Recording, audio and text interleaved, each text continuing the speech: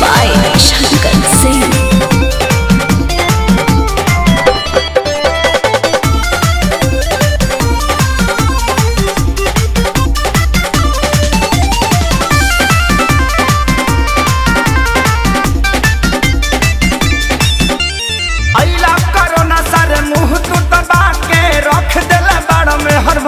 बना के अरे गाना गइबो कि कामो करबो? अरे यही ला कोरोना सारे मुंह तू दबा के रख देला बाड़ा में हर मौगा बना के। सटक दादा लॉकडाउन खुली अब कब जी, अरे कब जी, अरे कब जी, अरे कबो न जी। हमर मौगी खेलत बिया पबजी, हम तो दुनु बेरा कटकानी सब्जी। हमर मौगी खेलत बिया पबजी, हम तो दुनु बेरा कटकानी सब्जी। देखो हौ लुगा धइल बा आदमी खानी खींच दो ना तो पुलिस के फोन करके कह देब कि हमार भतार 4 दिन से खोखता। अरे ना हो जातनी जातनी। हाँ ठीक बा जल्दी जा।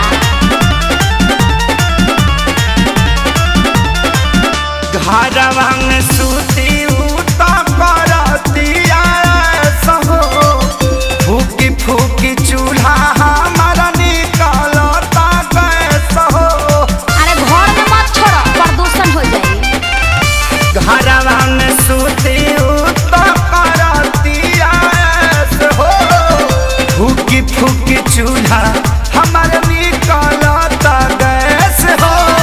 झाड़ू लगाई फिर पोछा लगाई, अपन दर्द के तना ले बता। हाँ तो बैठ के हुड़बा।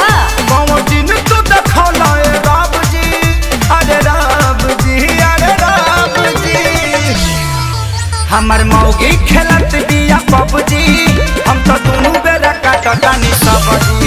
हमर मौगी खेलत बिया पबजी, हम तो दुनु बेरा काटतानी सब्जी। आ सुनो आलू बैंगन काट के मिक्स सब्जी भी बना दी हो।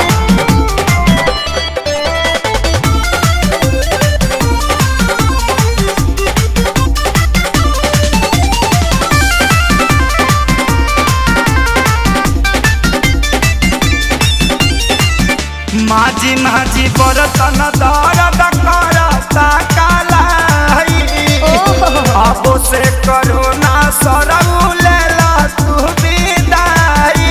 सार साहू मत करो चुपचाप काम करो ई जाए वाला नहीं खे। माझी माझी बरतन दर्द करता कालाई, अच्छा अब से करोना सरऊ लेला तू विदाई।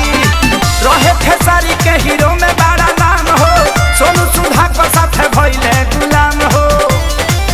सभे रोवे घर में बैठी डभ डभ जी, अरे डभ जी, अरे डभ जी। अल्ले मेला बच्चा। हमर मौगी खेलत बिया पबजी, हम तो दुनु बेरा कटतानी सब्जी। हमर मौगी खेलत बिया पबजी, हम तो दुनु बेरा कटतानी सब्जी।